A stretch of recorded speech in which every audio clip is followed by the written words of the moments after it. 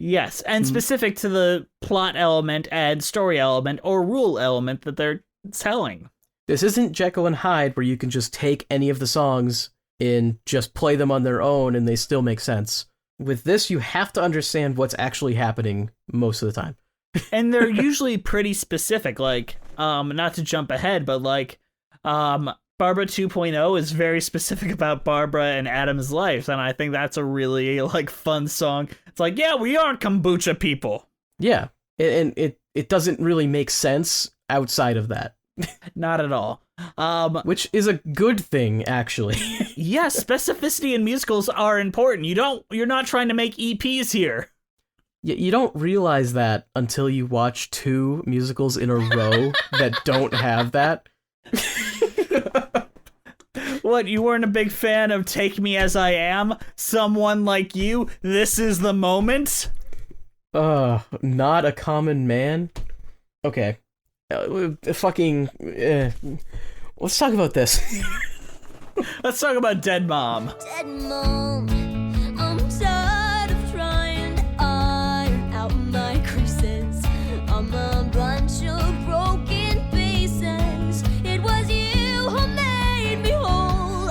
Every day, Dad's staring at me like, oh, hurry up, get happy, move along. Forget about your mom.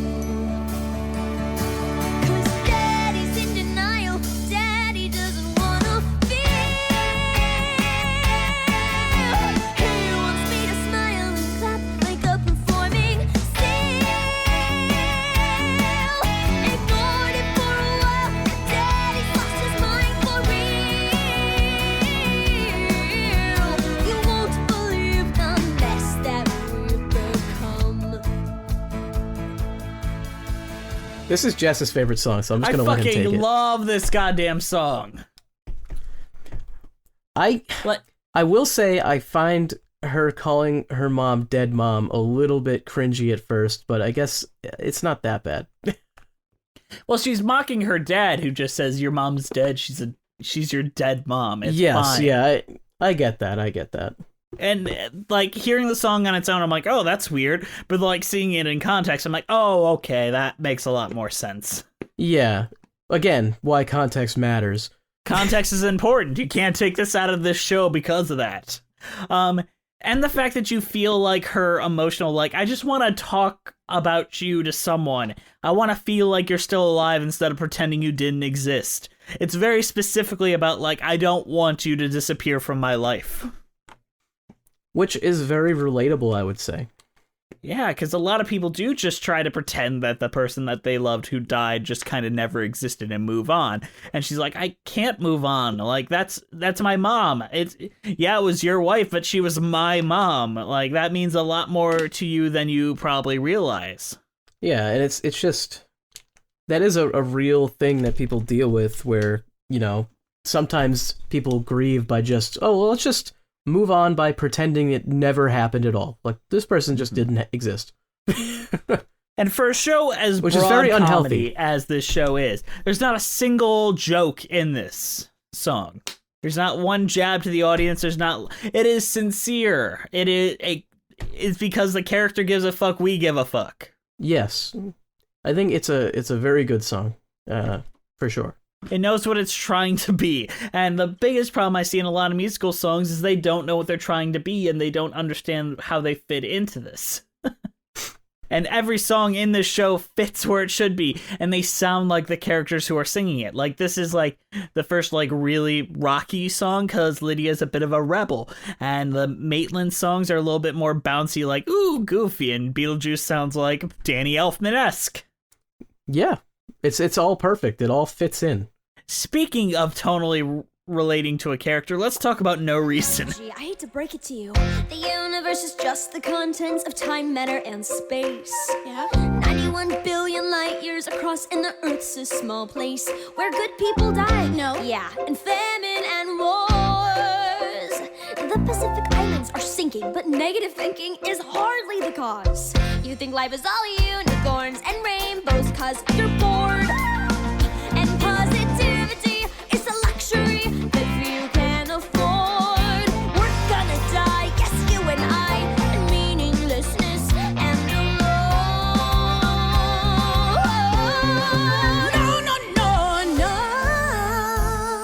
Yeah, sure.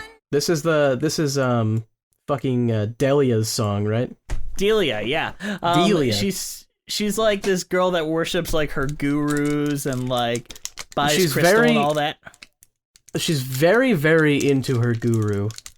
Otho, who has a much Otho. larger role in the movie, and I love the actor that plays him in the movie, but they smartly diminished his role a bit in this. Oh fuck. I'll be honest, this song eludes me a little bit. Can you give me a quick refresher? I like it because it shows both Lydia's point of view, which is positive nihilism, like joyful nihilism in the same way that Beetlejuice has it, whereas Delia is like, everything has to happen for a reason because my guru said so. And it sounds like very tribal, very Indian, like vagary, like India sound to it, and I find that hilarious. Like, this is what Delia sounds like. This is kind of her song. She goes through like a few like sayings and shit like that, like, and just I don't remember. I'm sorry, I like really at love one the point show, but I don't have a photographic memory. She like takes a turn into like, you have to go and take your eggs and go and freeze them. Yeah, like it goes like real off the rails about like Delia's own like insecurities as well, and Lydia's like, I don't even know why I'm here. She also has this thing where she mispronounces like everything. Yeah, yes? Like she takes on all these things, but she doesn't quite understand them. Like, one of them, she's like, crystals speak to me. What do they say? Buy more crystals. Yes. She is every, oh my goodness, everyone who lives in Sedona, Arizona. Everyone that, like, read Eat, Pray, Love. You say my name. I don't know your name. Well, I can't say it. How about a game of charades? Yes, let's play it. 2 words. Right. Second word. No. Drink. Beverage. No. Wine. No. Juice. Yes. Okay, first word. Okay. Bug. No. Ant. Close, but no. Beetle. Yes. Beetlejuice. Wow, I'm impressed. And all you gotta do is say my name 3 times. 3 times in a row. It must be spoken unbroken. Ready? Yeah. Okay, go. Beetlejuice. Yes. Beetlejuice. Yes. Wow, this is gonna be so good. Because What? you're so smart, a stand-up bro. I'll think about your offer, let you know. But I prefer my chances down below. Beetlejuice, Yes. Beetlejuice. Yes. Being young and that doesn't mean that I'm an easy mark. I put someone with piranhas, I don't need a shark. Yes, life sucks, but not that much. Okay, Beetlejuice, Beetlejuice, be a dawn sparrow. Can we talk about Say My Name? I like this one. You mean Andrew's favorite song? I don't know if it's my favorite. I don't know if I have a favorite one in this one. To be honest, Let's the talk about music Say My Name. the music is good in this, but I don't think it's the strongest point. I think the strongest point is the This characters in the story. Yes. Yeah. But the music is good. Like, if the music wasn't good, I wouldn't like this as much, but it's not, like, amazing. I'm not gonna lie. Like, when the Tony season happened, the show I expected to listen to the least was probably gonna be Beetlejuice. But now it's like the one show from that season that I returned to the most. As much as I love Hadestown, you can't just easily turn that on. Whereas this one, I'm like, I'm gonna fucking listen to all these fucking bops for the rest of the night. Say My Name, I think, is a ton of fun, and I love that they keep playing with her saying Beetlejuice twice and then saying something else that starts with a B. Yes. Beetlejuice, Beetlejuice, because you're so smart, stand up, bro. I'll think about your let you know. It's great. The lyrics are really clever because of that, and I also like that it ends and she's saying "Say my name," referring to herself. Like, once again, it's another one of those moments where her and Beetlejuice's like arcs and goals like cross one another, and they're basically mirror images. Oh yeah, and she was about to jump off the roof, and then she pushes him off the roof, which is funny. Yeah. What? He was already dead. Yeah, and it also tells story. It shows that the Maitlands can figure out how to do possession. So Yep, not which only is is- it fun, it is plot relevant. Absolutely. And it also very cleverly does like the charade scene from the movie in like 5 seconds. Yeah, that was the only thing that was like, that felt a little rushed, but I mean, I get they have to get it over with, so. Yeah, we all fucking know his name at this point. Like, Yeah, if that it's was like- how we learned his name, you can take your time, but like right then, it's like, fucking get over with. Get it through. Yeah, it. like, come on. just come on. So do you want to talk about Deo? I mean, I guess we kind of have to, but at the same time, this is a song that is not written for the show, obviously. So it's interesting that we should talk about that, but it is the Act 1 closer, and yeah, I like it. I do like the song. It's a fun song, and I really do like how they perform it. I guess the main thing to talk about with this song is how they do perform it and how they introduce it. I like that it's introduced straight through dialogue at first. I don't know. What do you think? What do you think on this? I just like the puppetry and how it one-ups everything from, like, the movie. Like, it knows... Everyone has seen that movie, and it knows that. Yeah. And they realize we gotta do something a little different, but also give them what they want. You know what I do like about this, though? Even though they know everyone has seen the movie, they still make sure to explain what is happening in the previous song. Right. So if you hadn't seen the movie, it would still make sense. Like, even in the movie, it doesn't really make sense because they don't set up that the Maitlands know how to do this. At least in the musical, they do. Yeah, they actually set it up better than they do in the movie. Fucking what do you know? All right. There's not that much to say about this song because it's just like a reggae song. It's fun. It's goofy. It is fun. And it's a good act ender. Also, him saying it's showtime is the best thing in the whole world. I could listen to him say that on repeat. Yes, I hear that sound. That beautiful sound. A sound that means no more condescending adults hanging around. Every groan, each wail and each moan adds up to Daddy's leaving. Hear the hell alone, the hell got me. Looking at you, I'm finally free. you're finally free, girl. I was invisible. She was invisible, but now they all see. They're out of my grip because of that true symphony. Ain't it the Sweetest noise around, that beautiful sound. I do have more to say about that beautiful sound, though. That beautiful sound is great. I don't have much to say about that song, so I'm gonna let you go. I honestly, it's a bop. It's a really catchy melody, and it just kind of really perfectly shows what they're doing. It also has a really great character thing that's weaving into the song, where Beetlejuice is like, you know what would be better? Even more of me, and then he starts singing harmonies with more of him. It's It's just ridiculous. fantastic. It's fun. It has nothing to do with the fucking plot. No, not really, but it's a really fun moment, and sometimes that's all you need. Not I agree. everything needs to be directly relevant. No, it's a great act opener because it has nothing to do with the plot. It lets people sit down and be like, whoa, what's going on? But at the same time, it is mildly plot relevant because it's showing what is happening at the house now that they have taken control. So obviously not really necessary, but like at I least guess it's, it is. It is necessary to show that Lydia's kind of in on like Beetlejuice's way of life of fucking with people, and the same like joyful nihilism that he experiences too. Absolutely. Mama, I could use some help here. Tired of talking to myself here. Back at home, you don't exist. So here I am in the abyss. Are you really in this place? It's like the emptiness of space.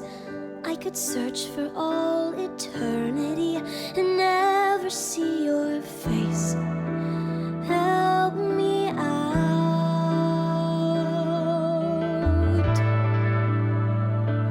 I'm lost without you standing, stuck on this impossible road.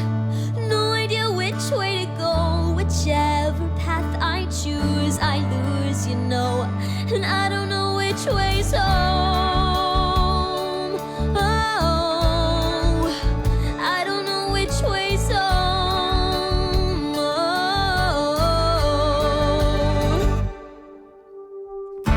You always saw life as a game, but since you left, it sucks to play. I'm beaten up and bruised, confused by rules that alter every day. Where to now? Let's talk about Home.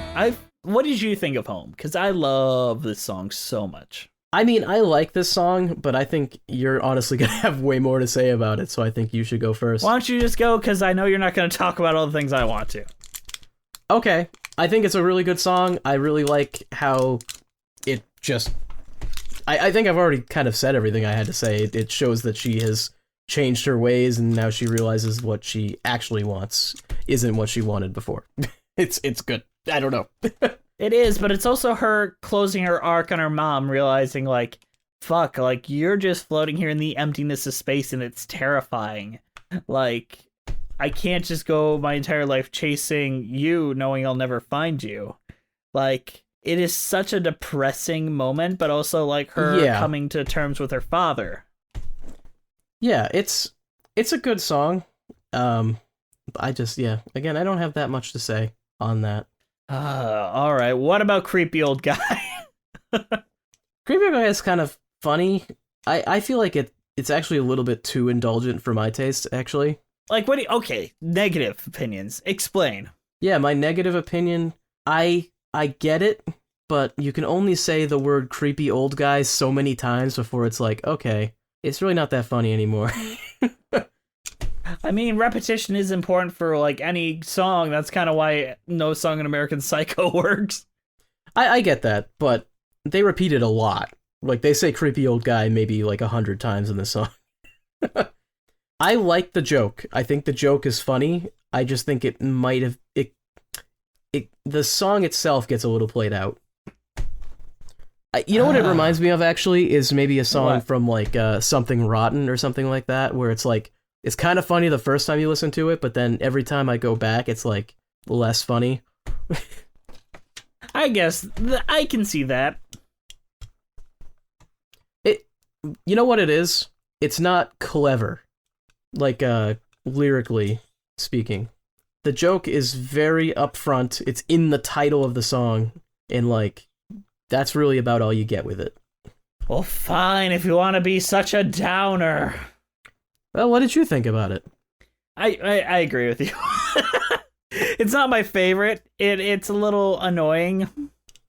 I don't think it's, like, bad or anything like that, but, like, the joke is really funny the first time you hear it. You're like, oh shit, that's really funny. But then, like, every subsequent time you're like, oh, yeah, I mean, okay. I mean, I want to marry a creepy old guy after that song. I think the funniest part is when Beetlejuice says that he's a creepy old guy. Like, he knows it. Now I finally got my underage bride. I'm a creepy old guy. It's like he's just realizing it. All right. Andrew. Yep. What is your overall thoughts on Beetlejuice and your cheese rating? Oh, man. Let's see. Overall thoughts on Beetlejuice is it's very good. I honestly want to see this live if it's possible before this gets closed. I don't know how long they're expecting it to run, but I do want to see it. I like it a lot. What else can I say? As far as a cheese rating, I'm actually going to do this based on a real-life cheese that I'm eating at the moment. I got Old Croc sharp cheddar, very sharp cheddar, incredibly tasty. So I'm going to give it that. I love Beetlejuice the musical. Like, I shockingly like this musical so much more than I expected to. And I think it's a shock of, like, you could have half-assed this and still released it and got some cool visuals. But it could have been like SpongeBob, is what it could have been. Exactly. It could have been lazy. And there are some things I may not love about this musical, but there's not an ounce of it where effort was not put into it to make it the best possible thing it could be. And its own thing apart from the movie. You know what? It's incredibly cheesy. I'll say that as well. In a good way. In a great way. Because that's really when it comes down to it, the core of cheese is just giving it your all and not caring. And this embodies that, you know? Unlike Tootsie, which just makes me angry every time I think about it, despite it having one or two songs I kind of like. What's your cheese rating? I'm giving it paneer cheese, because I love paneer cheese. Is it really cheesy? It is found in Indian food, and it just, like, takes a lot of, like, what could be, like, really hard to eat stuff because it's so spicy, and lightens it up and makes it so delicious. There you go. That actually fits this pretty well. I thought that'd be great, because I'm like, movie adaptations, that's usually something really spicy that I don't particularly like, but it's paneer cheese that makes it so much better. So, thank you guys for listening. Please follow us on iTunes, Spotify, Stitcher at Musicals with Cheese. Leave us reviews. We need reviews. We want to hit 200 by this time next year, and you guys aren't helping us, and we want to do it, and you're not doing it for us, so please leave us reviews. Don't listen to Jess. If you want to leave us reviews, go ahead. It's fine. They're not doing it, Andrew. We love you guys. Our Twitter is at Cheesy Musicals. Our Patreon is Musicals with Cheese. Our Instagram is also Musicals with Cheese. YouTube page also Musicals with Cheese. Our email is musicaltheaterlives@gmail.com. Our title card is created by the amazing, the incredible Jolene Casco. Go send her some love over at Instagram at Jolene Casco. Andrew, is there anything else you want to say before we wrap it all up? Check out Beetlejuice, the musical. I can't recommend it enough. Shake, shake, shake, senora. Shake your body, nine. Whoop, whoop, whoop, senora. Whoop your body time. Thank you all for listening, and jump in the line. I've got body inside. Okay, I believe you. Jump in the line. Thank you all for listening, and we all in really time. appreciate all of our fantastic Patreon supporters. And if you'd like to donate to us, we really appreciate it. Thank you very much. All right, see you next time, kids.